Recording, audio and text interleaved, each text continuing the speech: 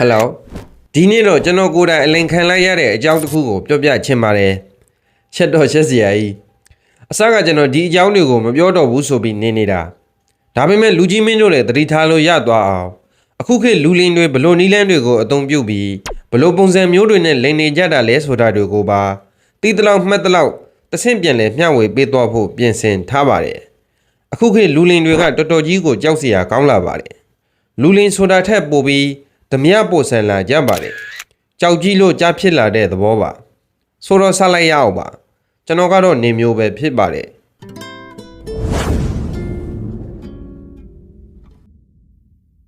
ပထမဆုံးအနေနဲ့ကျွန်တော်အလင်ခံရတဲ့အကြောင်းကိုအရင်ပြောပြပါမယ်ကျွန်တော်အလင်ခံရတာကရိုးရိုးရှင်းရှင်းနဲ့ပါ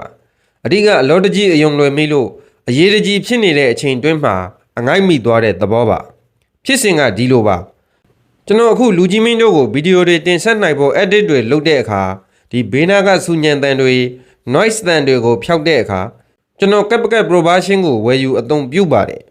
အမြဲတမ်းဝယ်နေကြအဆင်ပြေပေမဲ့တနေ့ကျွန်တော် edit လုပ်ခါနီး CapCut ရဲ့ Pro တန်ကုန်နေတာကိုတွေ့ရှိခဲ့ရပါတယ်ဝယ်နေကြအတိုင်းစင်ကတ်ထဲကိုငွေဖြစ်ပြီးဝယ်တဲ့အခါအဲ့ဒီနီလန်နဲ့ဝယ်လို့မရတော့ဘူးလို့ CapCut ကအကြောင်းပြန်စာကိုရရှိခဲ့ပါတယ်ဆိုတော့ကျွန်တော်လည်း edit လုပ်ဖို့အလျင်လိုနေတာနဲ့Facebook ပေါ်က CapCut Pro အကောင့်တွေကိုရောင်းနေကြတဲ့ဆေလာတွေကိုလိုက်ချကြည့်တဲ့အခါဒီပစ်ကိုသွားတွေ့ခဲ့ပါတယ်။သူကရှေးအကောင့်တစ်ခုကိုတစ်နှစ်စာမြန်မာကျပ်ငွေ9500နဲ့ရောင်းနေတာကိုတွေ့ရှိခဲ့ရပါတယ်။ကျွန်တော်လည်းအလျင်လိုနေတာနဲ့တေချာမစီစစ်မိတော့ပဲဝယ်လိုက်မိပါတယ်။ကိပင်းနဲ့ငွေလွှဲပြီးတာနဲ့သူက Gmail တစ်ခုကိုတောက်ခံခဲ့ပါတယ်။ကျွန်တော်လည်း Gmail အသစ်တစ်ခုဖွင့်ပြီးသူ့ကိုပေးလိုက်ပါတယ်။24နာရီအတွင်းမေးလာပို့လိမယ်လို့သူကပြောပေမဲ့မင်းမပို့တာကြောင့်ကျွန်တော်စောင့်နေတာနောက်နေ့မနေ့ထိကူသွားခဲ့ပါတယ်မနေ့ရောက်တော့သူကစာပို့ထားပါတယ်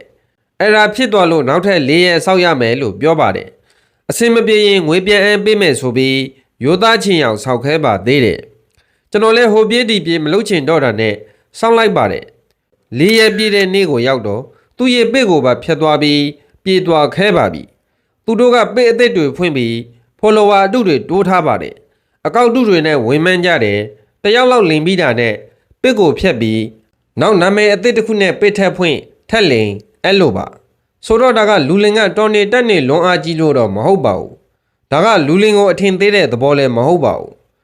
လိုက်ပေါ်မှာခုလိုလိန်နေကြတာတွေကိုလည်းမကြာခဏဆိုသလိုတွေးဖူးမြင်ဖူးပါတယ်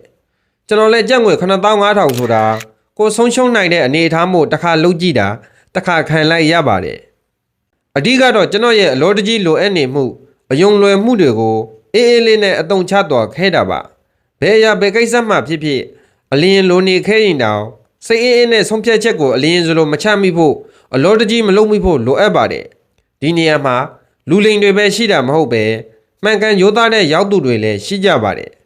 နောက်ထပ်ပစ္စည်းရရင်ပတ်စံမပေးတတ်တဲ့လူလိန်ဝယ်သူတွေလည်းရှိကြပါတယ်ဆိုတော့အခုလူလင်အကြီးစားတွေရဲ့လိုက်လင်နေတဲ့နီလန်တချို့ကိုပြောပြပါမယ်အရင်ကတော့လူလင်တွေကမဲပေါက်တယ်အင်ယာပေါက်တယ်ပတ်စံပေါက်တယ်ငွေဘလောက်သွင်းရမယ်ဆိုပြီးဖုံးဆက်ပြီးလင်ခဲကြပါတယ်နောက်တချို့ကလိုက်ပေါ်မှာချဲကနန်းတွေကိုအပိုင်ပါညာဆိုပြီးလင်ရောင်းနေကြတာတွေကိုလည်းတွေ့ရှိရပါတယ်နောက်တချို့ကဖုံးထေးကနေမက်ဆေ့ပို့တယ်အဓိကအမျိုးသမီးတွေကိုပြစ်မှတ်ထားပါတယ်ညီမကြီးအမရဲ့မဖွဲမရပုံတွေပြက်နေတယ်ဒီလင်းကနေတစ်ချက်ဝင်ကြည့်လိုက်ပါအောင်ဆိုပြီးလင်းတွေကိုလာပို့ကြပါတယ်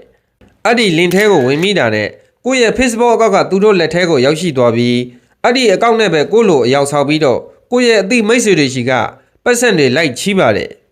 တလောကခေတ်စားခဲ့တဲ့လင်းကြီးတစ်ခုကိုလည်းပြောပြပါမယ်ပတ်စံထုတ်ချီတဲ့အဖွဲ့တွေက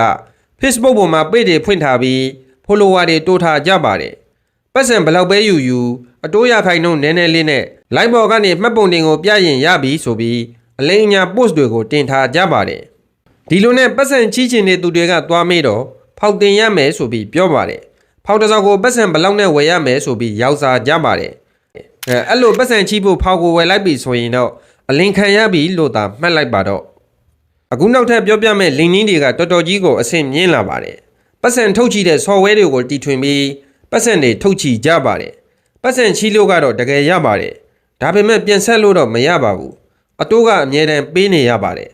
မပေးရင်အင်ထိလာပြီးတော့ရန်လုံးမယ်ဘာညာဆိုပြီးချင်းချောက်တာမျိုးတွေရှိပါတယ်သူတို့ရဲ့ software ကိုဖုန်းထဲမှာရှိနေတော့ software ထဲကိုဝင်ဖို့ permission တွေဖွင့်ပေးလိုက်ရတော့ကိုယ့်ရဲ့အချက်လက် data တွေအားလုံးကိုသူတို့ကအလွယ်တကူသိရှိသွားပါတယ်အဲ့ဒီကနေကိုယ့်စီကိုအလွယ်တကူရောက်ရှိလာနိုင်ပါတယ်နော်အဲ့ဒီလိုဓမြဆန်ဆန်ရုံမာတဲ့အကောင့်တွေလည်းရှိပါတယ်နောက်တနည်းကအခု game ပေါင်း900လိုမျိုး slot game software တွေဒါမှမဟုတ်တခြား application တွေကိုထုတ်တာကြပါတယ်အဲ့ဒီ software တွေကိုတေချာမစီစစ်ပဲကိုယ့်ရဲ့ဖုန်းထဲကိုထည့်မိသွားရင်တော့သွားပြီလို့သာမှတ်လိုက်ပါတော့အဲ့ဒီ application တွေကိုဖုန်းထဲမှာရှိနေတာနဲ့ကိုယ့်ရဲ့ဖုန်းထဲက KPay တို့လိုအကောင့်တွေကိုကိုကဘာမှမသိလိုက်ခင်မှာပဲသူတို့ကကိုယ့်ရဲ့ password တွေကိုအလွယ်တကူပြောက်ပြီးကိုယ့်ငွေတွေကိုထုတ်သွားတာကိုကဘာမှသိလိုက်မှာမဟုတ်ပါဘူးဒါကြောင့်ကိုမသိတဲ့ software တွေကိုဖုန်းထဲကိုအလွယ်တကူမထည့်မိဖို့လိုပါတယ်ပြောရမယ်ဆိုရင်တော့အများကြီးပါနောက်ထပ်လိုက်လင်နေတဲ့နီလန်းတွေလည်းအများကြီးရှိနေအောင်မှာပါသူတို့ကလိမ်မဲ့သူတွေကိုစိုးရိမ်စိတ်တွေဖြစ်သွားအောင်တနည်းနည်းနဲ့ချိန်ချောက်တယ်ဒါမှမဟုတ်မလုံးတွေပေးပြီးတော့ဆွဲခေါ်သွားပါတယ်အဓိကတော့အယုံမလွယ်မိဖို့ရဲ့တေချာစီစစ်ချင်းချင်းပြီးမှလှုပ်ဆောင်ရမှာဖြစ်ပါတယ်ဘေခေဘစ်စနစ်ကိုပဲပြောင်းလူလိမ်တွေကလည်းသူတို့လိမ်မဲ့နီလန်းအသစ်တွေကိုအမြဲတမ်းဆန်းသစ်တီထွင်နေမှာပါလူကြီးမင်းတို့ကအခုလိုအလင်ခံရဖူးလားဗျ